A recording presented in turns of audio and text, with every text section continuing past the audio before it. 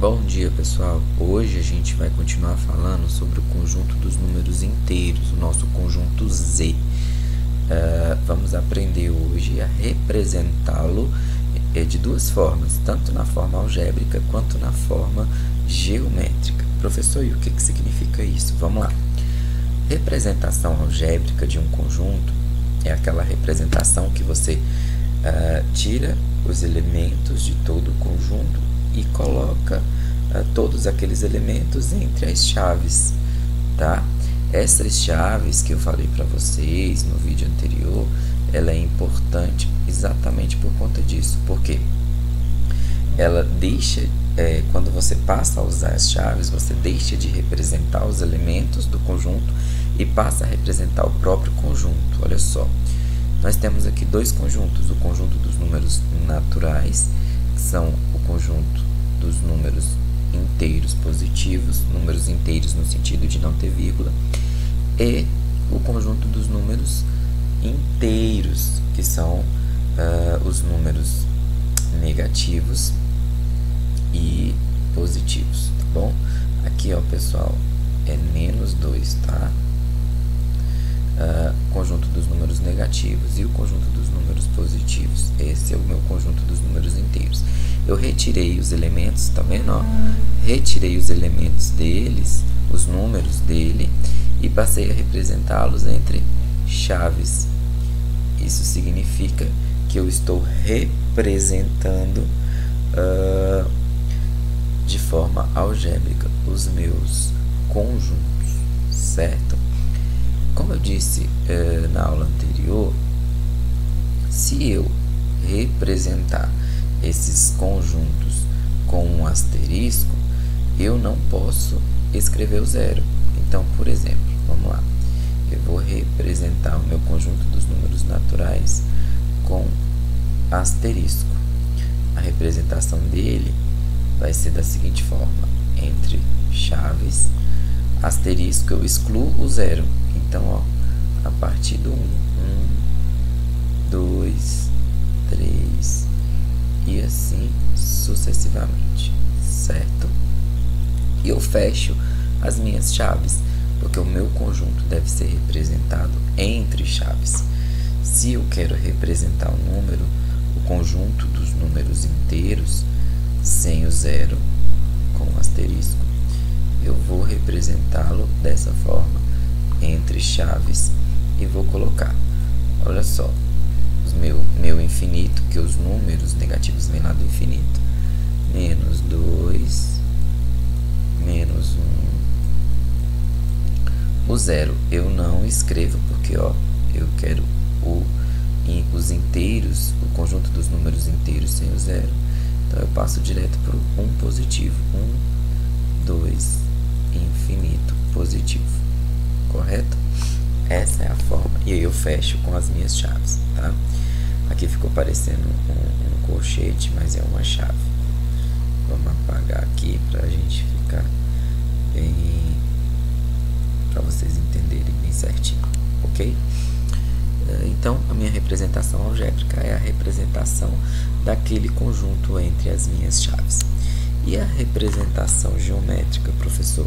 A representação geométrica de qualquer conjunto, e a gente vai falar do conjunto dos números inteiros, dos números naturais e também dos números racionais, ela é representada da mesma forma na reta numérica.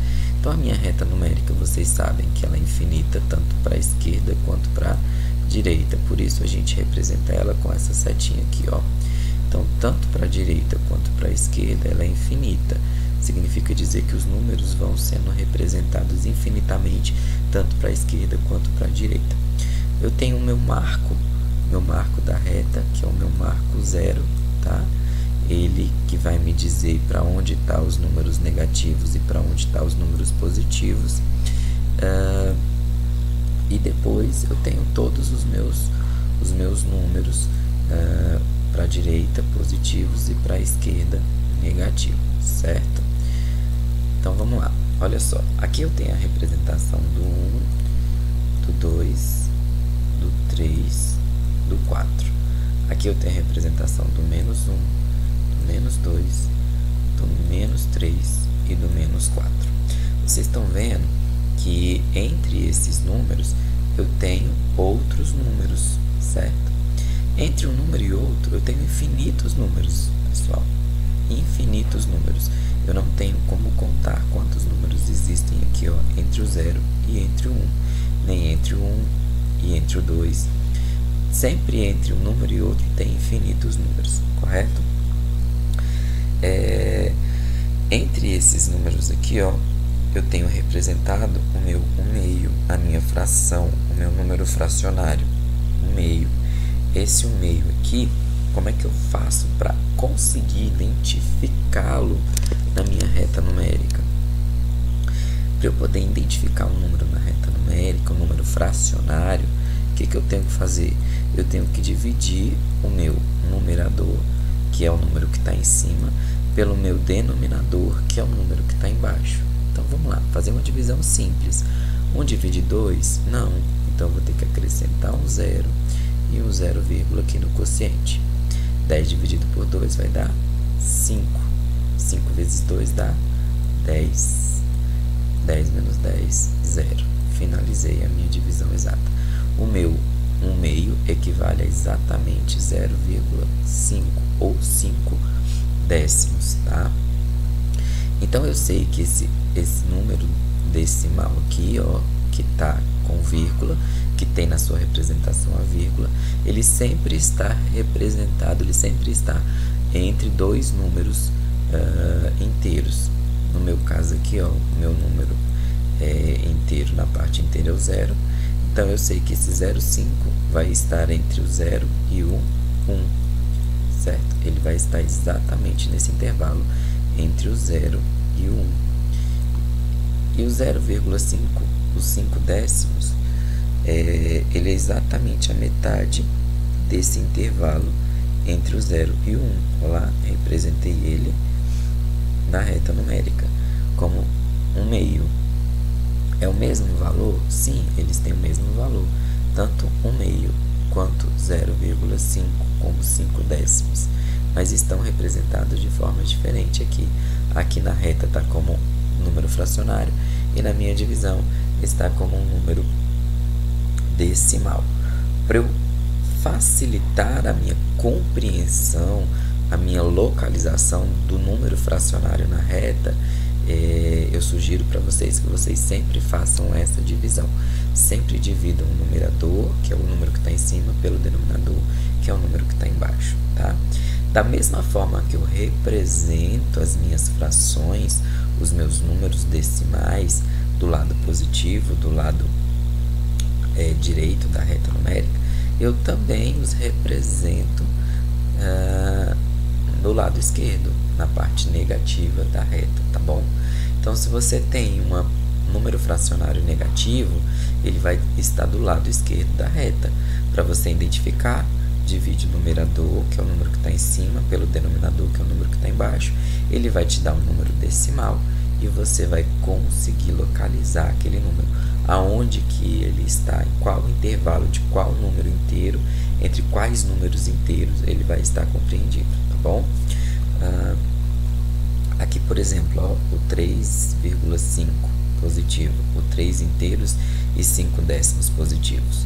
Eu sei que o meu número inteiro é 3, ó, da parte inteira é 3. Então, esse número vai estar compreendido entre 3 e 4. Exatamente, ele está compreendido entre o 3 e o 4. Ele está exatamente no meio do 3 e do 4, certo? Fica fácil quando você coloca, quando você desenha a sua reta numérica para representar e para localizar esse número, correto? Então, a representação geométrica, ela é uma forma mais prática, mais fácil de você visualizar a localização do número, dos números inteiros, tanto dos positivos quanto dos negativos, e também dos números fracionários ou decimais, que são os números racionais, representados pela nossa letra Q, tá bom? A gente fala sobre ele em uma outra aula, mas vocês já têm essa